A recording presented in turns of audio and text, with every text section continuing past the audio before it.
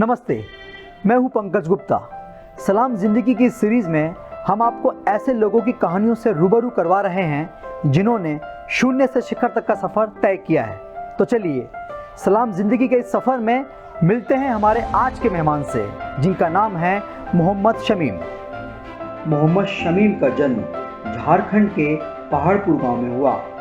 सन 1997 में वो घर से भागकर दिल्ली आ गए। दिल्ली की संस्था सलाम बालक ट्रस्ट में रहते हुए उन्होंने पढ़ाई की और पपेट्री की कला के बारे में जाना। शमीम आज पपेट्री की दुनिया में बहुत नाम कमा चुके हैं। सन 2014 में उन्हें संगीत नाटक अकादमी द्वारा उस्ताद बिस्मिल्लाह खां युवा पुरस्कार से भी सम्मानित किया जा चुका है। तो आज के सलाम ज़िंदगी के एपिसोड में हमारे साथ हैं शमीम। शमीम, आपका बहुत बहुत स्वागत है। Thank you. तो शमीम, आप बताइए कि आपने घर कब छोड़ा? जब मैं 11 साल का था उस वक्त मैं घर छोड़ा था, और छोड़ने का रीज़न ये था कि मेरे पापा मुझे मदरसा में पढ़ाना चाहते थे। अच्छा। और मुझे उतना इंटरेस्ट नहीं था मदरसा में पढ़ने का, और मोर देन दैट कि मेरे गांव के कुछ लोग शहरों में काम करते थे, और मुझे लगता था कि यार वो घर जब आते तो उनको इतना अच्छा वेलकमिंग होता था, उसके पेरेंट्स इतने अच्छे से उसको वेलकमिंग करते थे, तो मुझे वो चीज़ चाहिए थी थोड़ी सी मेरे पेरेंट्स के through, you know. So that's why मैंने डिसाइड किया कि क्यों ना मैं दिल्ली शहर जाऊँ, और मैं ट्रेन पकड़ ली वहाँ से और फिर सीधा दिल्ली पहुँचा। वो ट्रेन पकड़ी थी तूफान एक्सप्रेस। अच्छा। नाम है तूफान, बट वो पहुँची 3 दिन में।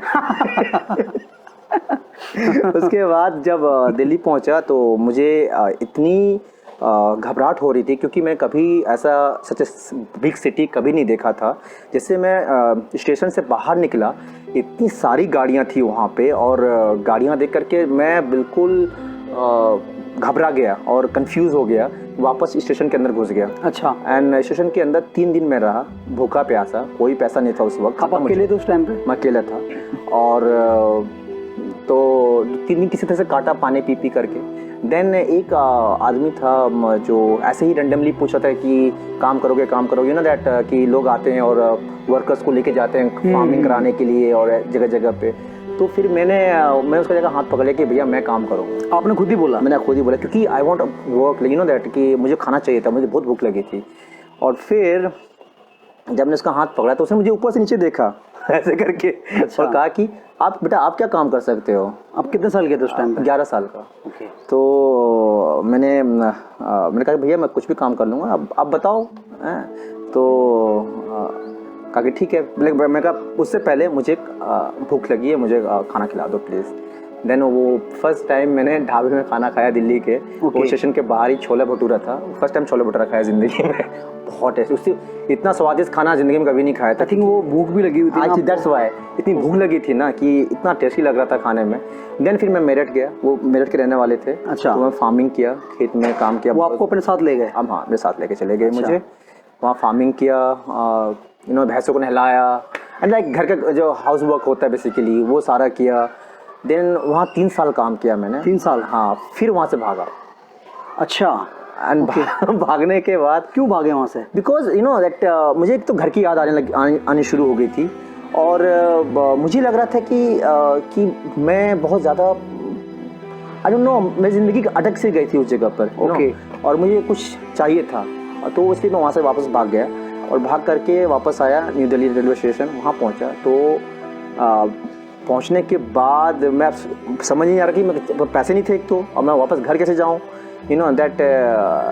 मैं बैठ करके और रोना शुरू कर दिया, because I know that automatically आने शुरू हो गया अंदर से। और अभी भी वो कश्मीरी गेट साइड आप देखेंगे एक पीपल का पेड़ है बहुत बड़ा, तो वहाँ नीचे बैठ के मैं रो रहा था। तो एक लड़की की नज़र पड़ी मेरे ऊपर, his name Ramesh. Okay. He is also from सलाम बालक ट्रस्ट। ओके। तो वो मुझे सलाम बालक ट्रस्ट लेके गया।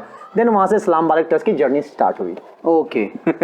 वहाँ से स्टडी करना शुरू किया एसबीटी में। और स्टडी के साथ मैं स्कल्पचर में मुझे रुचि आई, क्योंकि कपिल भैया जो है पपेट मेकिंग करते थे, तो उनको मैं असिस्ट करता था। और तो उसी दौरान में मुझे यूथ रीच करके एक एनजीओ है जी। तो वहाँ से एक कुछ लोग आए थे जो बच्चे ढूंढ रहे थे जो स्कल्पचर में इंटरेस्ट रखता हो, ओके, स्कल्पटिंग में। तो मैंने कहा कि मुझसे पूछा गया, तिवारी सर ने मुझसे पूछा कि आप इंटरेस्ट हो तो बताओ। तो मैं कहा कि हाँ सर मैं ट्राई करूँगा, व्हाई नॉट।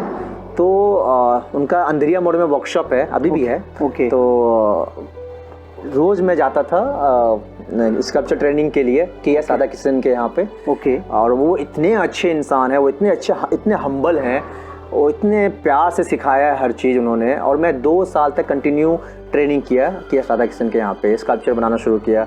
और मैंने पहला स्कल्पचर बनाया सेलिब्रेटिंग गणेश।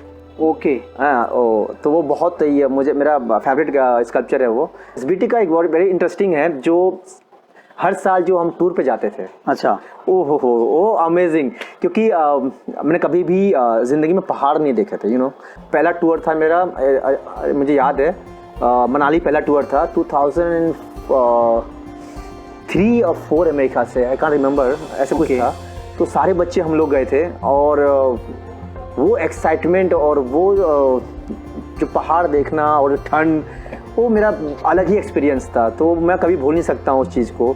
और हमेशा दिल से दुआ करता हूँ SBT को, क्योंकि जो हूँ आज SBT की वजह से हूँ। और हम जानते हैं कि आप एक बहुत अच्छे पपेटियर भी हैं, पपेट चलाते हैं, पपेट बनाते हैं। आप दादी पदम जी के साथ में भी काम करते हैं, थोड़ा उसके बारे में बताइए। हाँ, दादी, क्योंकि वक्त आ गया था कि अब रिहैब होना है SBT से, क्योंकि उसके लिए कुछ न कुछ चाहिए होता है। तो हम लोग नाटक करते थे, तो दादी जी हमारे SBT में आए और उनको ऐसे आर्टिस्ट चाहिए थे। यूनेस्को का प्रोजेक्ट था HIV अवेयरनेस प्रोग्राम करके। ओके। और इसमें हमें नाटक बनाना था और अवेयर करना था HIV को लेकर के सभी को। तो इशारा से दादी जी आए और हमने इंटरव्यू दिया उनको और हम सिलेक्ट हुए। और तो वेरी इंटरेस्टिंग कि हमें पपेट्री हमने किया था पपेट शो, पर उतनी पपेट्री अच्छे से नहीं आती थी। पर दादी जी के यहाँ जाने के बाद वो लाइक ABCD से पढ़ते हैं स्कूल में, उन्होंने ABCD हमने सिखाई, उन्होंने सिखाया पपेट्री का। और तो नाटक के साथ साथ हमें सीखते भी गए। तो आप ऐसे नहीं कह सकते कि हम किसी स्कूल में जाके पपेट ट्रेनिंग ली है, but you can say that कि एक तरह का स्कूल था, क्योंकि दादी से तो अपने आप में एक स्कूल है, बिल्कुल, है ना, एक यूनिवर्सिटी कह सकते हैं। बिल्कुल, नो डाउट। तो दादी जी के यहाँ पे जिस तरह से हम लोग हाउ कैन से दैट नाटक, जैसे कि वो प्रोजेक्ट जो था वो शो बना करके जगह जगह शो करना था। पर शो के करने के साथ साथ साइड में पपेट मेकिंग, पपेट कैसे चलता है, दैट पूरी ट्रेनिंग हो रही है, वे ऑफ टॉकिंग, आप बाहर जाओ तो किस तरह से बिहेव करोगे, तो वो सभी ट्रेनिंग चल रही थी साइड में। This is more important. तो दादी सर एक अपने आप में स्कूल, ऑफकोर्स स्कूल है ही, वो इतने अच्छे इंसान है, बहुत हम्बल है, उतने दिल से सिखाते हैं हर चीज़ को, उनको सलाम है बिल्कुल हमेशा। शमीम, हम जानते हैं कि आप एक पपेटियर हैं, आप एक आर्टिस्ट हैं, आप काफ़ी सारे लोगों के साथ में काम करते हैं और आप अपने फील्ड में बहुत सक्सेसफुल हैं। मतलब मैं तो पर्सनली जानता हूँ आपको। तो ये सक्सेस कैसे मिली?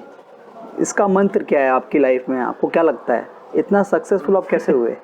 मंत्र तो किसी चीज़ का नहीं होता है, मैं कहूँगा आपकी मेहनत और जज्बा वो कभी नहीं छूटना चाहिए। आप मेहनत करते रहो, जज्बा रखो, हौसला रखो। कभी जल्दी मिल जाती है आपको सक्सेस, कभी आपको लेट से मिलती है, पर अगर आप जज्बा रखोगे अब ज़रूर मिलेगी आपको कामयाबी। आपको, मैंने सुना है आपको एक अवार्ड भी मिला है काफ़ी। हाँ, इसके बारे में बताइए। बिल्कुल।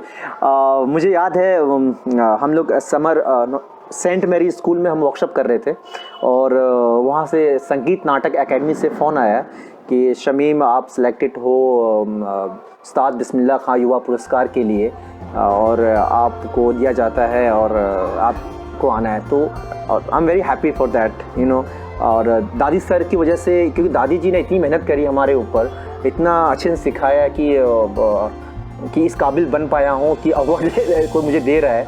सो बिकॉज ऑफ दादिया, ये पूरी क्रेडिट दादी जी को जाता है, क्योंकि हाँ ऑफकोर्स मेहनत करता हूँ मैं, पर लेकिन मेरा मेंटोर जो है वो दादी जी हैं, दैट्स वाई। तो अब आगे आपकी क्या प्लानिंग है? फ्यूचर क्या है? आपको काम करेगा, आप क्या सोचते हैं? आपका एम क्या है? हाँ, एम देखो, लाइक सब जाहिर सी बात है, हर आर्टिस्ट का एक एम होता है कि मुझे अच्छे काम करना है, अच्छे मैसेज पहुंचाने हैं लोगों तक। कितने लोगों का दिल जीत सकता हूँ, एक तो हर किसी आर्टिस्ट का एक ख्वाब रहता है। मेरा भी ऐसी कुछ है कि मैं एक अच्छा पपेटियर बनूँ और पपेट फिल्म में और कितना अच्छा काम कर सकूँ। और दैट एक आर्टिस्ट की जिम्मेदारी भी होती है समाज को लेकर के भी, कि अपने पपेट के थ्रू क्या जागरूक कर सकता हूँ लोगों को, एक वो भी मैं सोचता रहता हूँ हमेशा। एक सोशल रिस्पॉन्सिबिलिटी भी होती है। और आई एम श्योर कि मैं आगे चल के कुछ ऐसा करूँगा कि लोगों को जो कुछ उनसे मैं कुछ सीख सकूँ और मैं उसको कुछ समझा सकूँ अपने आर्ट के थ्रू। आपकी कंपनी भी है, कोई आपका ग्रुप भी है? पपेटशाला है मेरी कंपनी का नाम। मैं 2009 में इसकी शुरुआत करी थी मैंने। मैं आपको एक बात बताना चाहूँगा, क्योंकि पपेटशाला जब शुरुआत करी थी तो आपको शायद याद नहीं होगा, आप ही आए थे मेरे साथ काम करने के लिए। हम दोनों ने ही एक शुरुआत कर दी flying flower show. And I remember कि फर्स्ट शो बनाना और सोलो काम करना इज़ वेरी डिफ़िकल्ट बिगिनिंग में, एज ए बिगिनिंग में, बट आप शुरू में आदत पड़ जाती है। पहला शो बनाने में ऑलमोस्ट 4-5 महीने लग गए थे मुझे। बिल्कुल। एंड फिर दादी जी को ही मैंने पहला रिहर्सल दिखाया था और फिर उन्होंने काफ़ी इनपुट दिया कि नहीं इसमें ये हो सकता है, वो हो सकता है। देन आपका दिमाग खुलता है, आइडियाज़। हाँ, देन सडनली दिमाग खुलता है, यार ये तो सोचा नहीं मैंने। तो बहुत सारी चीज़ें आनी शुरू हुई। तो अभी आप कितने शोज उसमें कर चुके हैं? Now in my company have 5 production, like first Flying Flower, then Hamara Circus, then I have do Pinocchio, then a small play called Baby Show. Okay. And then I have made Gulliver's Travel.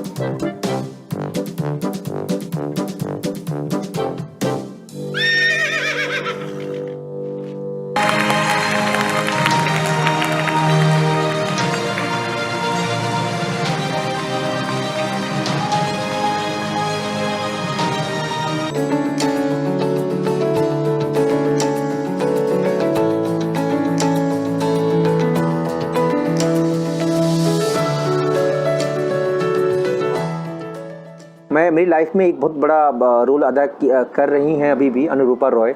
मैं उसे कभी नहीं भूल सकता हूँ क्योंकि इन pandemic time में भी बहुत सारा उन्होंने मुझे हेल्प किया है, हेल्प इन द सेंस कि काम दिया है। और एक तरह से वो भी एक मेरा मेंटोर है वो, और काफ़ी चीज़ उनसे सीखता हूँ मैं।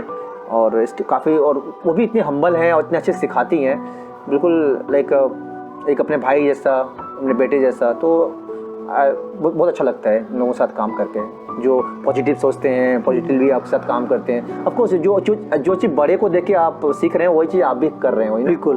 तो आप वो गुण थोड़े से आ जाते हैं। शमीम, कई सारे बच्चे ऐसे हैं, जैसे आपका बचपना भी काफ़ी मुश्किल में रहा, राइट, है ना, और आपको सलाम वाला का साथ मिला। ऐसे कई सारे बच्चे हैं अभी भी हमारे समाज में। तो आपको क्या लगता है कि इस तरह के बच्चों के लिए हमारी सरकार को या सोसाइटी को क्या करना चाहिए?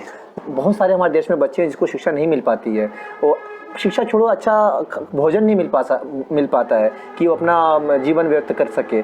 तो बहुत सारी ऐसी चीज़ें हैं, पर मैं चाहता हूँ कि वो आएँ, आगे बढ़ें, सोसाइटी आगे बढ़े। सोसाइटी कर क्या सकती है? कोई एग्जाम्पल? सोसाइटी ऑफकोर्स अगर स्ट्रीट को बच्चा देख रहा है तो इसको कुछ आप स्कूल भेजने का, अगर सब मिल करके अगर एक बच्चे पे एक डोनेशन इकट्ठा करके उस बच्चे का हेल्प करना शुरू करें, क्योंकि हर गली में, हर सिटी में, हर स्ट्रीट पे कहीं ना कहीं आपको बच्चा दिखाई देगा। अगर हम सब मिल करके एक इनिशिएटिव उठाएं कि चलो हम इस बच्चे का ख्याल रखेंगे, तो ऐसे तो अगर हर कोई चाहेगा तो हर कोई आगे बढ़ सकता है ना। बिल्कुल। पर हम कोई कभी सोचते नहीं, कभी समझते नहीं कि यार छोड़ो ना, क्या जाता है, हमारा थोड़ी नहीं लगता, हमारा क्या लगता है वो, हम ऐसे सोचते हैं। बट मैं जब बच्चों के साथ काम करता हूँ, प्राइवेट स्कूल के बच्चों के साथ, गवर्नमेंट स्कूल के बच्चों के साथ, मैं देखता हूँ कि जब उनको अपॉर्चुनिटी मिलती है वो इतने अच्छे तरीके से निभाते हैं, और तब हमें दिमाग में आता है यार तो हर कोई कर सकता है, बस अपॉर्चुनिटी मिलने की देरी है। शमीम, आपकी मतलब आपको क्या लगता है आपकी ताकत क्या है? मैं ऐसे कैसे बताऊँ कि मेरी ताकत क्या है? मतलब होता ना कि आपकी स्ट्रेंथ होगी कुछ, आपको लगता है कि हाँ ये मेरी। हाँ, मैं बहुत हार्ड वर्किंग हूँ, और मैं अपने आप को नेगेटिव चीज़ों को अपने पास आने नहीं देता हूँ जल्दी से, क्योंकि हमेशा जो मेरे टीचर्स हैं हमेशा सिखाया है कि नेगेटिव को भी आप पॉजिटिव में बदल सकते हो, तो नेगेटिव थॉट को ज़्यादा अपने आप पे हावी नहीं होने देता हूँ। मैं जितना कोशिश करता हूँ कि पॉजिटिव रहने का, और पॉजिटिव रहने से ही आप एक तरह से खुश मिजाज रह सकते हो। यू नो अगर आप नेगेटिव सोचोगे तो फिर आप नेगेटिव ही सोचते रह जाओगे, यू नो आप फिर अलग जोन में जाना शुरू कर दोगे। सो एक तो ये चीज़ है, एंड जो मैं चीज़ शुरू करता हूँ वो ख़त्म करके रहता हूँ। अच्छा अच्छा, तो फिल्मी डायलॉग हो गया। फिल्मी डायलॉग हो गया, बट लाइक कुछ अगर एज ए पपेट मेकिंग बोला या फिर कोई शो बनाने की बोला, जब मैं शुरू किया है तो पूरा होगा, पूरा होगा। तो ये थोड़ा सा मैं अपने आप कभी देखता हूँ, अपने आप में खुद की तारीफ करना सही नहीं लग रहा है मेरे को, बट लेकिन ये आपने सवाल पूछा तो मैं बता रहा हूँ। ओके, अच्छा एक लास्ट सवाल मेरा, कि आपको किस बात को लेके ग्रेटफुल फील होता है? ग्रेटफुल मुझे इस बात को लेके होता है कि मैं आज जहाँ हूँ वो उस जगह को लेके मुझे ग्रेटफुल फील होता है। फॉर्चुनेट समझता हूँ मैं अपने आप को, क्योंकि मैं एसबीटी से बिलोंग करता हूँ, और मुझे ऐसा एक प्लेटफॉर्म कह लो, एक घर कह लो, एक तरह से पेरेंट्स कह लो, यू नो, तो वो मुझे मिले हैं। लाइक संजय सर, नायर दीदी, जितने भी एसबीटी के ट्रस्टीज़ हैं, स्टाफ हैं, एज ए पेरेंट्स की तरह हमें शिक्षा दिया है और पाला पोसा है, तो वो उससे बड़ा चीज़ कुछ नहीं है मेरे लिए। मैं बहुत शुक्रगुजार हूँ कि जैसे मुझे टीचर मिले, दादी जी, अनुरूपा, सो मेरे जीवन में, तो उनकी वजह से मैं काफ़ी जो भी अब तक यहाँ पहुँचा हूँ उनकी बदौलत पहुँचा हूँ। That is the thing. Shamim, बात करके बहुत मज़ा आया, बहुत अच्छा लगा। पूरी दुआ है हमारी आपके लिए कि जो भी आपका जो भी एम है, जो भी आपके सपने हैं, वो जल्दी से जल्दी आप उनको अचीव करो, उनको पूरा करो। बिल्कुल। और आप और नाम कमाओ। Thank you, thank you. तो ये थे हमारे साथ शमीम। अभी के लिए मैं विदा लेता हूँ। अब आपसे मुलाकात होगी सलाम ज़िंदगी के अगले एपिसोड में एक नई कहानी के साथ। तब तक के लिए सलाम।